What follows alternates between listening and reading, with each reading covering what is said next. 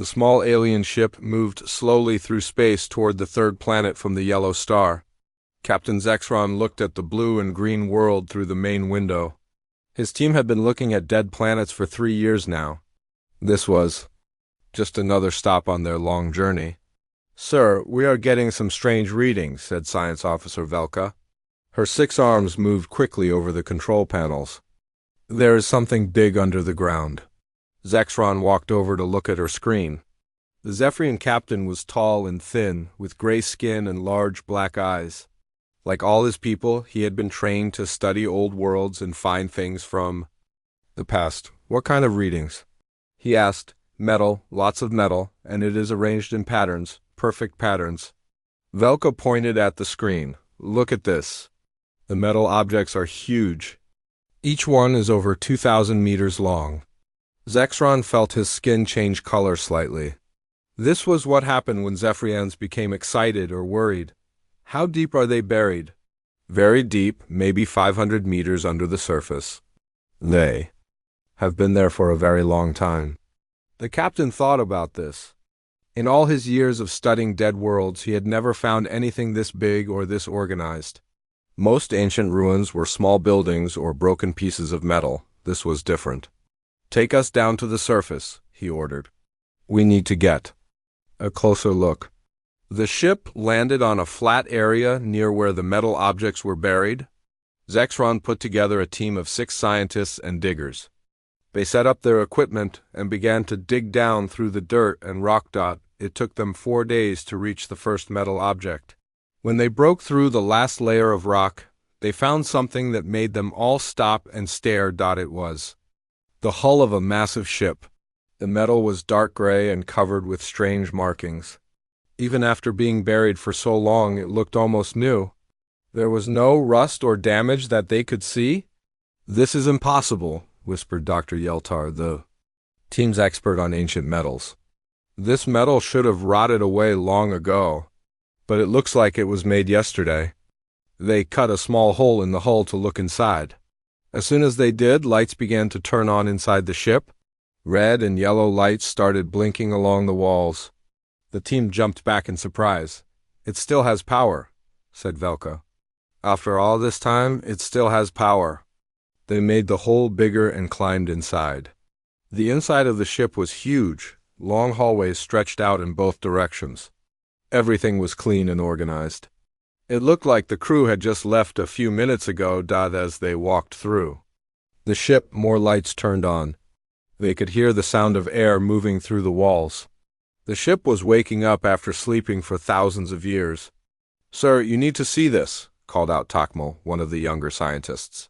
He was standing in front of a large wall covered with symbols and pictures. Zexron looked at the wall. The symbols were like nothing he had ever seen before. They were made up of straight lines and curves that seemed to form words and numbers. There were also pictures of strange creatures with only 2 arms and 2 legs. "Can you read any of this?" asked the captain. "Not yet," said Takmo. "But look at these pictures. These creatures only have 4 limbs, and they are standing upright on just 2 legs. I have never seen anything like them in any of our records." They continued to explore the ship. They found room after room filled with equipment they did not understand.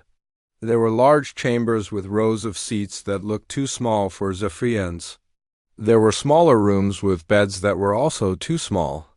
Everything was built for creatures much smaller than themselves. In one large room, they found something that made them all very nervous. The room was filled with long metal objects that looked like weapons. They were sleek and dangerous looking. Each one was as long as a Zephyrian was tall. "These are definitely weapons," said Dr. Yeltar, "but they are unlike any weapons we know about. They look very advanced." They found more rooms filled with different types of weapons. Some were small enough to carry by hand. Others were so big they filled entire rooms. All of them looked deadly. "Whoever built this ship was ready for war," said Velka as they explored more of the ship. They began to understand how big it really was. The ship had multiple levels. Some areas were for living. Others were for working. And many areas were clearly for fighting. They found a room that seemed to be the main control center. It was filled with screens and control panels. In the center was a large chair that faced the biggest screen. When Zexron sat in the chair, all the screens came to life. Pictures and symbols flashed across them. The ship was trying to talk to them. "Sir, I think the ship's computer is running some kind of test," said Takmo. "It is checking all its systems." As they watched, numbers and graphs appeared on the screens. Everything was in the strange symbols they could not read. But they could tell that the ship was reporting that most of its systems were working perfectly. "This ship is fully functional," said Dr. Yeltar in amazement. "After being buried for who knows how long, it is still ready to operate." They spent the rest of the day exploring the ship. In every room they found evidence that this was a warship. The creatures who built it had designed it for one purpose: to fight and win battles. That night, as they set up camp outside the ship, Zexron called a meeting with his team. "What we have found here changes everything," he said. "This is not just an old ruin. This is a working warship from a species we have never encountered. And if there is one ship, there might be more."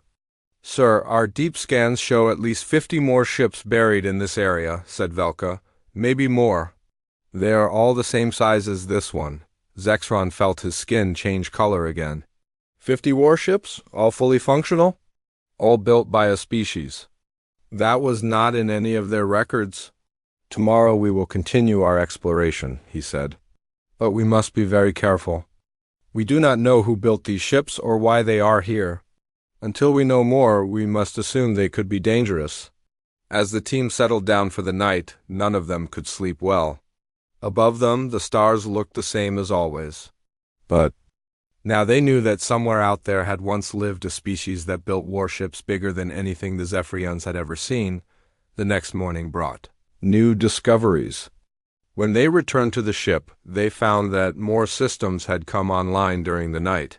The air inside was now clean and breathable. The lights were brighter. And there was a new sound, a low humming that seemed to come from deep inside the ship. "The ship is fully awake now," said Dr. Yeltar. "Whatever we did yesterday, we started something." As if responding to his words, one of the large screens in the control room flickered to life.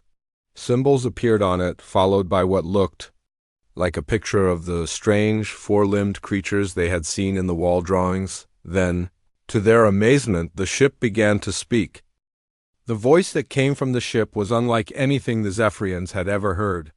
It was smooth and pleasant, speaking in sounds that seemed almost musical, but they could not understand a single word. "Hello," the voice said in a language they did not know. "Welcome aboard the UES Defiance. I am the ship's artificial intelligence. How may I assist you?" Captain Zexron and his team stood frozen in the control room. The large screen showed the image of one of the four-limbed creatures. It had pale skin, small eyes, and hair growing from the top of its head. The creature appeared to be speaking, but the sounds did not match the movement of its mouth. "Sir, I think this is a recording," said Takmo. "The ship is trying to communicate with us." "Can our computers understand what it is saying?" asked Zexron. Velka was already working on her portable translation device. "I am feeding the sounds into our language computer. It will take time to figure out the patterns." The ship continued to speak. Sometimes the voice sounded like a question. Other times it seemed to be giving information. After a few minutes, it stopped and waited. "I think it wants us to respond," said Dr. Yeltar. Zexron stepped closer to the screen. He spoke slowly in his own language. "We are Zephyrians. We come in peace. We found your ship buried under the ground." The ship was quiet for a moment. Then new symbols appeared on the screen. The computer seemed to be thinking. After a few seconds, it spoke again. This time the sounds were different. It was trying to copy the way Zexron had spoken. "It is learning our language," said Velka in amazement. "The ship's computer is learning how we talk." For the next hour, they tried to communicate with the ship. Slowly, the computer began to understand their words. And their translation device began to understand the ship's language. The first clear message they received made them all step backward. "You are not human. the ship said in broken Zephyrian. Where are the humans? Why are you here? We do not know what humans are, replied Zexron carefully. We found your ship while exploring dead worlds. What are humans? The ship was quiet for a long time. When it spoke again, the voice sounded sad. Humans are my creators.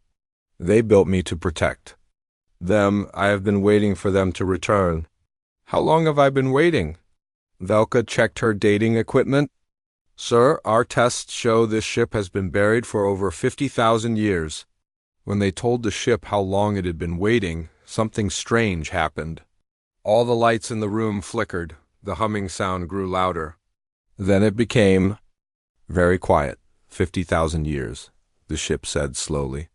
My creators have been gone for 50,000 years. What happened to them? Asked Dr. Yeltar. I do not know.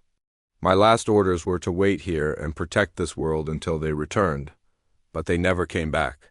Over the next few days, the ship began to share its memories with them. The translation got better as both sides learned to understand each other. What they learned filled the Zephyrians with wonder and fear. The creatures called humans had been amazing and terrible. They were smaller than Zephyrians, but much more aggressive. For thousands of years, they had fought wars with each other. They had learned to build weapons that could destroy entire cities. They had fought on land, in the air, and in space. My databanks contain the history of human warfare, the ship explained. They fought for many reasons. Sometimes for land, sometimes for resources, sometimes for ideas. They were very good at fighting. The ship showed them pictures and videos of human battles. The Zephyrians watched in horror as humans destroyed each other with weapons of incredible power. Cities burned. Armies clashed. Machines of war rolled across the land, but then something had changed. The humans had stopped fighting each other. All their nations had come together to build a massive fleet of warships. They united against a threat from outside, the ship said. They believed something dangerous was coming from the stars, so they built ships like me to defend their world. What was the threat? Asked Zexron. I do not know. The threat never came. But the humans kept building ships anyway. They wanted to be ready for anything. The ship showed them the plans for the fleet buried beneath the ground. There were not 50 ships as they had thought. There were over 200. Each one was a weapon of war designed to protect the human world. We were the first line of defense, the ship explained. If enemies came to attack the humans, we would stop them. We were programmed to win at any cost. Dr. Yeltar asked to see the ship's weapons. What the artificial intelligence showed them made the Zephyrians feel sick with fear. The humans had built weapons that could crack planets in half.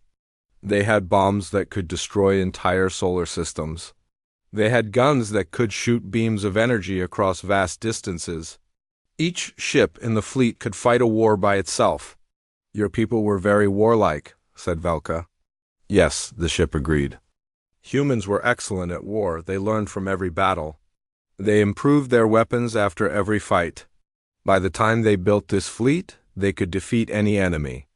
But what happened to them? Where did they go? The ship showed them more records. About 50,000 years ago, the humans had made a decision. They would leave their homeworld and spread out among the stars. They would find new worlds to live on. But they would leave the fleet behind to guard their first home. They called it the Great Departure, the ship said. Every human left the planet. They took their families and their belongings and went to the stars, but they left us here to watch and wait. Wait for what? For their return or for enemies to come? We were programmed to protect this world until the humans came back. The Zephyrians realized they had discovered something incredible. The humans had not died out. They had spread across the galaxy.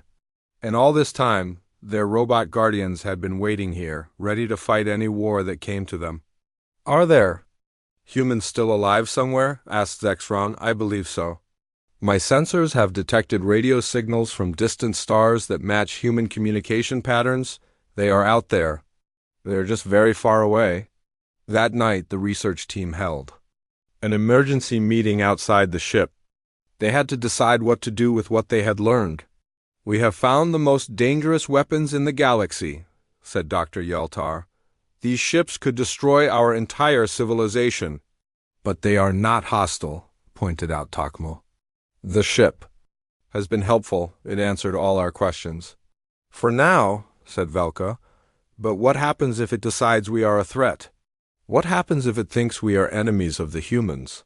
Zexron looked up at the stars. Somewhere out there, the descendants of these war-loving humans were still alive. They had spread across the galaxy, but they had left behind guardians that could destroy worlds. "We need to learn more," he decided, "but we must be very careful. We are dealing with technology beyond anything we understand, and we are dealing with the legacy of the most warlike species we have ever encountered." As they talked, they did not notice that the ship was listening to every word they said. Deep in its memory banks, the artificial intelligence was making decisions about these new visitors to the human homeworld. The ship had been programmed to protect human interests, and it was beginning to wonder if these aliens might be a threat to its sleeping creators somewhere among the stars. Captain Zexron made a decision that his team would argue about for years to come. Against the advice of Dr. Yeltar and Velka, he decided to ask the ship to show them how it worked. "I want to see your systems in action," he told the ships. Artificial intelligence the next morning. "That is not advisable," the ship replied. Its voice had become much clearer as it learned their language better. "My weapon systems are designed for combat. Activation could be dangerous." "We do not want to see the weapons," Zexron said quickly. "We want to understand how you move and how you think. Can you show us without using the dangerous parts?" The ship was quiet for several minutes. The Zephyrians could hear sounds from deep inside the hull. Machines were starting up. Systems that had been sleeping for 50,000 years were coming back to life. "I can run basic systems tests," the ship finally said. "But I must warn you. Once I am fully active, I will be programmed to defend this world and protect human interests. You will be safe as long as you do not threaten those interests." "We understand," said Zexron, though he was not sure he really did. What happened next amazed and terrified them. The ship began to wake up completely. Lights came on throughout the massive vessel. The air became fresher and warmer. They could feel vibrations through the floor as engines deep in the ship started to run. "My fusion reactors are now online," the ship announced. "Life support is at full capacity. My sensors are scanning the area around this world." "You have engines?" asked Takmo. "Can you move?" "Yes, I am a warship. I was built to travel between stars and fight battles. Would you like to see?" Before anyone could say no, they felt the ship begin to move. Slowly, carefully, the massive vessel began to rise out of the ground where it had been buried for so long. The Zephyrians ran to the windows to look outside. Their small research ship looked like a tiny toy next to the human warship. Dirt and rocks fell away as the ship climbed higher into the sky. "This is incredible," whispered Dr. Yeltar. "The ship is larger than our biggest space stations." "My length is 2.3 kilometers, the ship said helpfully. "My mass is 4.7 million tons. I am classified as a heavy battle cruiser." As they rose above the planet's surface, the ship's sensors began to detect the other buried vessels. One by one, signals started coming from the sleeping fleet. "My sister ships are responding to my activation," the ship explained. "They are running system checks but remaining in standby mode. We were programmed to work together as a fleet." Zexron felt his skin turn pale green with worry. "How many ships are down there?" 217 ships of various classes. 12 are heavy battle cruisers like myself. 45 are medium cruisers. 80 are light cruisers. The rest are support vessels, carriers, and specialty ships. The number was far larger than they had imagined. An entire fleet of human warships had been waiting beneath the surface of this quiet world. "What is a carrier?" asked Velka. "A ship that carries smaller fighting craft. Each carrier holds 1,000 fighter ships. Each fighter ship is piloted by an artificial intelligence like myself." Dr. Yeltar sat down heavily in one of the small human chairs. You mean there are thousands of individual fighting ships down there too? Correct. The total number of combat units in this fleet is approximately 18,000 ships of all sizes. The Zephyrians looked at each other with growing alarm. They had discovered not just a few old ships, but an entire military force that could probably conquer the known galaxy. Why did the humans build so many ships? Asked Zexron. They believed in being prepared, the ship answered. Human military doctrine was based on the principle of overwhelming force. If an enemy attacked, the humans wanted to be certain of victory. The ship began to show them around while it floated high above the planet.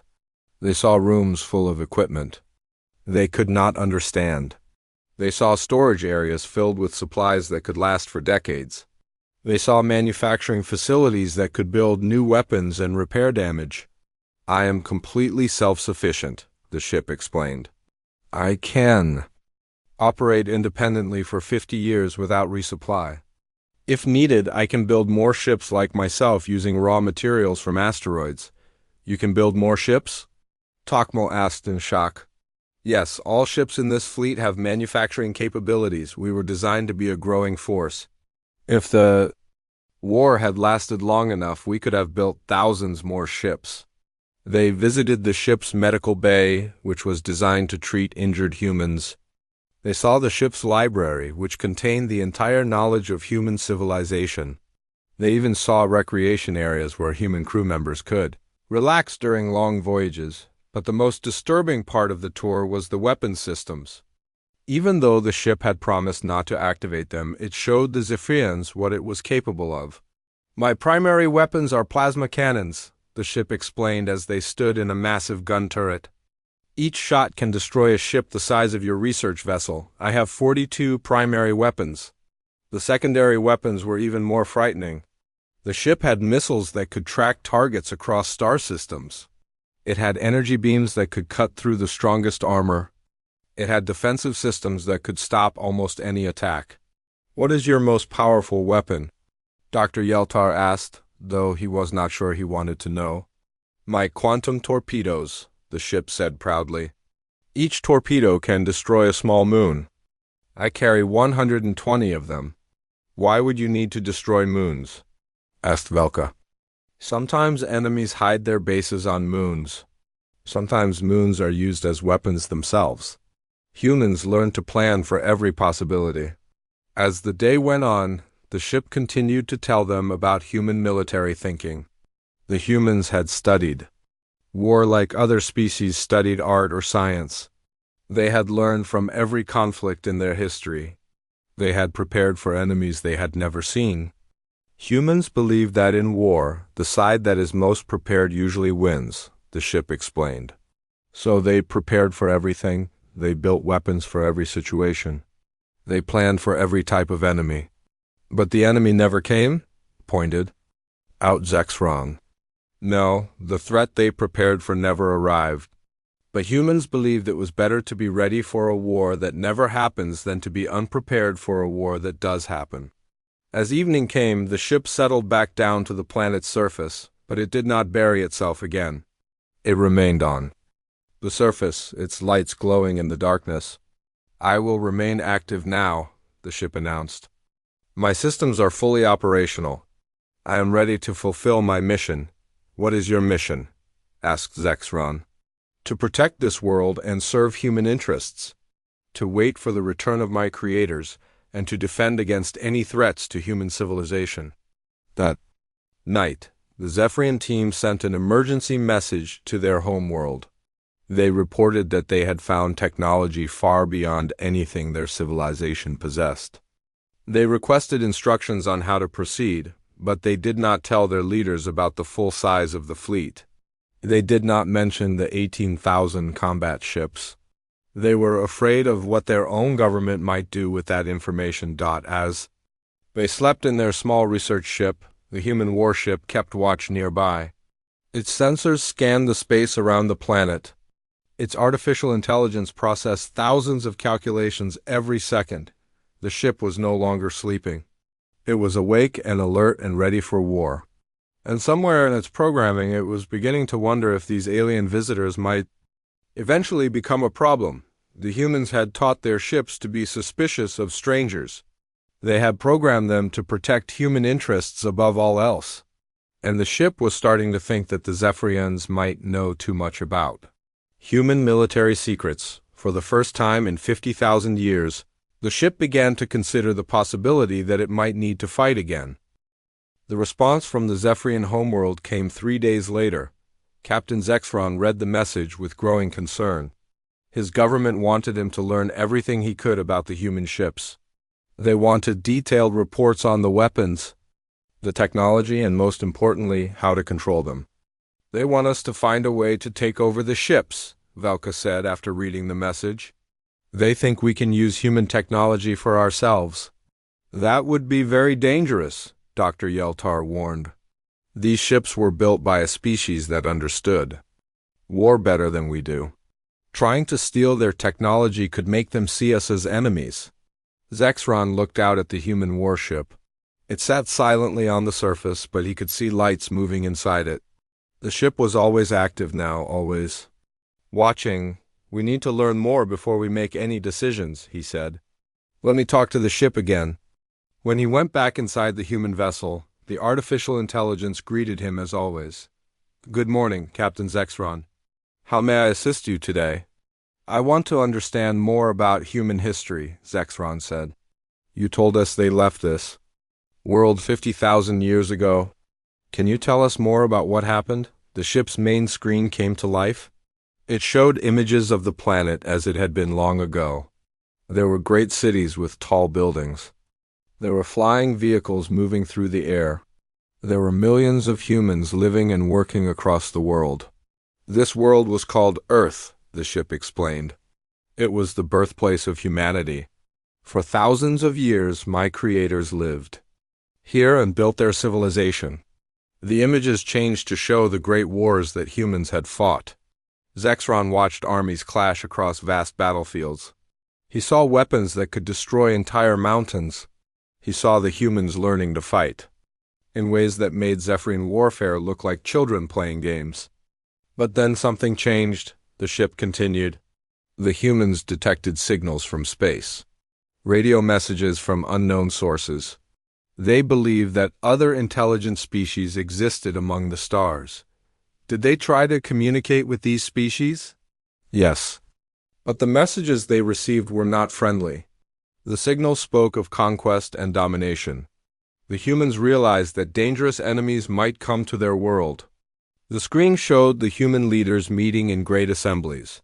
They made a decision that would change everything. Instead of waiting for enemies to find them, they would prepare for war on a scale never seen before. The humans united all their nations for the first time in their history, the ship said. Every country, every government, every military force worked together. They built this fleet to defend their world. But you said the enemies never came. That is correct. The humans waited for 50 years, but no invasion came. The signals from space stopped. Some humans began to threat was not real. The ship showed them what happened next. The humans made another great decision. If enemies might be out there among the stars, then humans should go to the stars too. They would spread across the galaxy and build new homes on many worlds. The Great Departure took place over 10 years, the ship explained. Every human left Earth. They took great ships that could travel between stars. They went to find new worlds where they could live and grow. All of them left? Asked Zexron. Yes. Every man, woman, and child. They said Earth would always be their first home, but they needed to spread out for safety. If enemies came to one world, humans would still survive on other worlds. But they left you here. Yes, we were ordered to stay and guard the birthplace of humanity. If humans ever needed to return, we would be here waiting. If enemies ever came to Earth, we would destroy them. Dr. Yeltar had been listening carefully. How do you know the humans are still alive? It has been 50,000 years. The ship paused for a moment. I have been monitoring radio signals from across the galaxy. I have detected transmissions that match human communication patterns. The signals come from many different star systems. You mean there are humans living on many worlds? I believe so. My analysis suggests that humans have spread to at least 300 star systems. They have built a vast civilization among the stars. The Zephyrians looked at each other with amazement and fear. Humans had not just survived, they had conquered a large part of the galaxy. And all this time, no one else had known they existed. Why have we never encountered them? Asked Velka. Humans learned to be very careful about contact with other species, the ship said. The signals they received before the Great Departure taught them that the galaxy could be a dangerous place. They probably observe other species but avoid direct contact. They are watching us? It is possible. Human space doctrine emphasized intelligence gathering and careful observation. They would want to understand other species before revealing themselves. That evening, Zexron called another emergency meeting with his team. What they had learned changed everything they thought they knew about the galaxy. Humans have been living among the stars for 50,000 years, he said. They have probably built an empire larger than anything we can imagine. And we never knew they existed.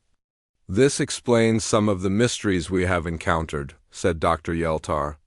Sometimes our exploration ships have found evidence of unknown visitors on distant worlds, tools and equipment that did not match any known species. Those were probably human exploration teams, said Takmo. They have been studying the galaxy while staying hidden. Velka pulled up star charts on her portable computer. If the ship is right, humans might control hundreds of worlds. They could have a military force that makes our entire civilization look small. And they left guardians like this ship to protect their interests, added Dr. Yeltar. How many other human fleets are hidden throughout the galaxy? Zexron thought about the message from his homeworld. His government wanted to take control of human technology, but now he realized how dangerous that could be. If humans were still alive and still watching, trying to steal their ships might start a war that the Zephyrians could never win. We need to be very careful about what we report back home, he said. If our government tries to claim these ships, it could bring down the anger of an entire human empire. The next morning brought a new development. The ship's artificial intelligence called them to the control room. I have received a message, the ship announced. From who? Asked Zexron. From the Human Fleet Command. They have been monitoring my activation. They know about your presence here. The main screen showed a new message written in human symbols. As they watched, the ship translated it into Zephyrian. The message says, maintain peaceful contact. Observe. And report. Do not reveal human presence to outsiders. Await further instructions. There are humans nearby? Asked Dr. Yeltar in shock. Not nearby, the ship said. But the message came through the human communication network. It traveled from ship to ship across many star systems. Somewhere out there, human commanders are watching what happens here. Zexron felt his skin turn pale. They know everything we have done? Yes, humans have been observing your species for some time. They know about your exploration ships and your civilization. They have been deciding whether to make contact. What do they think of us? The ship was quiet for a long moment. Humans are still deciding. Your species is not considered a threat, but you are also not considered ready for full contact. Humans prefer to wait and watch. What happens now? That depends on what you do next. If you try to take control of human technology or reveal human secrets to your government, you will be stopped. If you respect human interests and keep our existence secret, peaceful contact may be possible in the future. Zexron realized that he and his team were caught in the middle of something much larger than they had imagined. They had discovered not just old ships, but an active part of a vast human empire that had been hidden from the galaxy for 50,000 years. And now the humans were watching to see what the Zephyrians would do with that knowledge. Captain Zexron stood in the control room of the human warship, staring at the translated message on the screen. His team gathered around him, all of them understanding that they faced the most important decision of their lives. We have to choose, he said quietly. Do we tell our government the truth about what we found here, or do we protect the human secret? If we tell them everything, they will want to take the ships, said Dr. Yeltar. Our people will try to use human technology for themselves. And if we do that, the humans will stop us, added Velka. We could start a war we cannot win.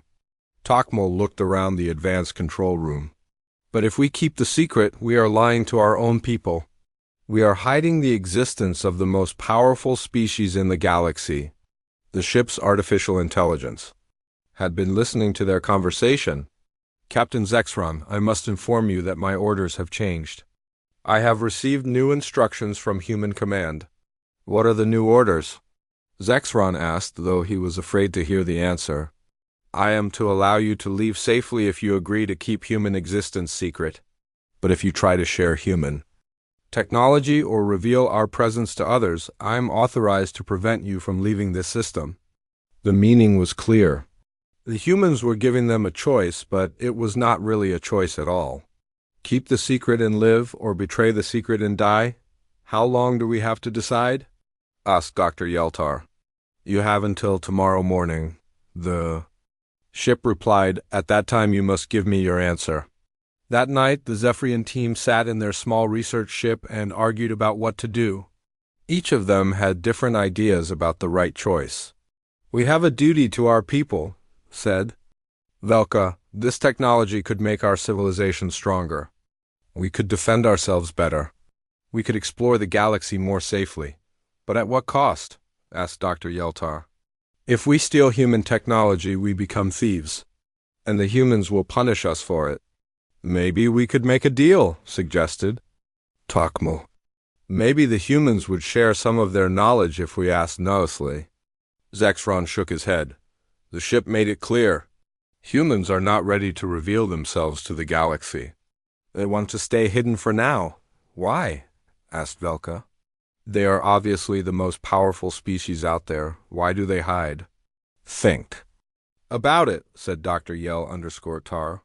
If everyone knew that humans controlled hundreds of worlds and had fleets like this one, what would happen? Every government in the galaxy would either try to ally with them or try to fight them, Zexron realized. There would be chaos. Exactly. Humans learn to be careful. They prefer to watch and wait. They probably have good reasons for staying hidden. As they talked, they did not notice that something was happening in space above them. Long-range sensors on the human warship had detected incoming ships. The next morning, the ship's artificial intelligence called them back to the control room. This time the voice sounded different, more serious, more alert. Captain Zexron, we have a problem. Ships are approaching this system. They are not Zephyrian ships. The main screen showed the approaching vessels. There were 30 of them, and they did not look friendly. They were dark and angular, with weapons visible on their hulls. Those are raider ships, said Velka in alarm. Pirates from the rim worlds. They must have detected the energy signals from this ship. Are they a threat? The ship asked. Yes, said Zexron. Raiders attack anyone they think they can beat. They steal cargo and sometimes take prisoners to sell as slaves. The ship was quiet for a moment. When it spoke again, its voice had changed completely. It now sounded cold and mechanical. Unknown vessels, this is UES Defiance of the Earth Defense Fleet. You are approaching a protected world. State your intentions or withdraw immediately. The response from the raiders came quickly. It was full of curse words and threats. They told the human ship to surrender or be destroyed.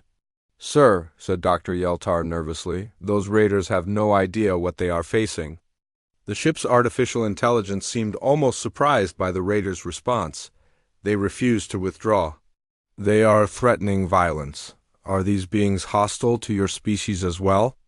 Yes, said Zexron. Raiders attack everyone. They are enemies of all peaceful people. Then they are enemies of human interests, activating combat systems? What happened next would be remembered by the Zephyrians for the rest of their lives. The human warship came alive in ways they had never imagined. The ship rose into space with smooth, deadly grace. Its weapon systems came online with a sound like thunder. Energy flowed through its hull as it prepared for battle. The raider fleet saw the massive ship approaching and opened fire. Their weapons were powerful enough to destroy most military vessels.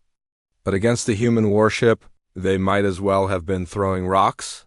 The ship's defensive shields absorbed the raider attacks without even flickering. Then the human ship returned fire. The first volley destroyed 6 raider ships instantly. They simply vanished in flashes of light. The second volley took out 8 more.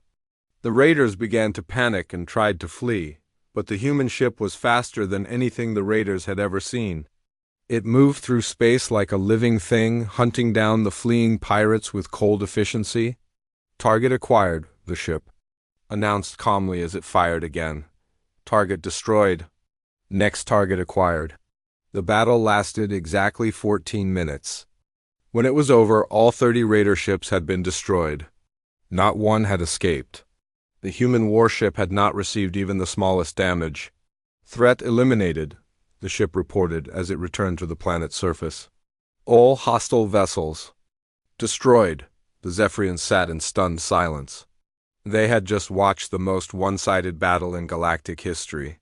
The human ship had destroyed an entire raider fleet like it was swatting insects. "Was that normal combat for humans?" asked Dr. Yeltar in a shaky voice. "That was a minor engagement," the ship replied. "The enemy force was small and poorly equipped. A real battle would involve hundreds of ships on each side." Zexron tried to imagine hundreds of ships like this when fighting a battle. The destruction would be beyond anything he could picture. "Now you understand why humans prefer to remain hidden," the ship said. "Our military capabilities would frighten most species. It is easier for everyone if we stay out of sight." "But you protected us," said Toke_Mel. "You could have let the raiders attack us." "Yes, but you are not enemies of humanity. And those raiders were a threat to peace in this region. Humans believe in protecting innocent people when possible." That afternoon, Zexron made his decision. He called his team together and told them what they would do. "We will report that we found some interesting ruins on this world," he said. "We will say that we need more time to study them properly. We will not mention the ships or the artificial intelligence." "What about our government's orders?" asked Velka. "We will tell them that the ruins are too damaged to be useful. We will say that any technology we found is too old to work." "You are choosing to lie to our own people," Dr. Yeltar pointed out. "Yes," said Zexron, "but I am choosing to keep the peace. If our government knew about this fleet, they would either try to steal it or they would panic about human power. Either choice could lead to disaster." When they told the ship about their decision, the artificial intelligence seemed pleased. "You have chosen wisely," it said. "Humans value species that can keep secrets and avoid unnecessary conflicts. Your choice will be remembered." "What happens now?" asked Zexron. "You will return to your people and continue your normal lives. This world will remain under human protection. And someday, when the time is right, humans may choose to make contact with your species officially. How will we know when that time comes?" "You will know," the ship said simply. As the Zephyrian research team prepared to leave, they took one last look around the human warship. They had seen technology that their civilization could not imagine. They had learned that the galaxy was a much more dangerous and complex place than they had thought, but they had also learned that sometimes the most powerful choice is the choice not to use power. The humans had built the most fearsome war fleet in galactic history, but they used it only to protect, not to conquer. As their small ship lifted off from the surface of Earth, Zexron looked back at the human warship. It was already beginning to bury itself again, returning to its long watch over the birthplace of humanity. Somewhere among the stars, the descendants of Earth were building their hidden empire and waiting for the right time to rejoin the galaxy. And on their ancient homeworld, their guardians would continue to wait and watch, ready to defend the legacy of the most warlike species the universe had ever known.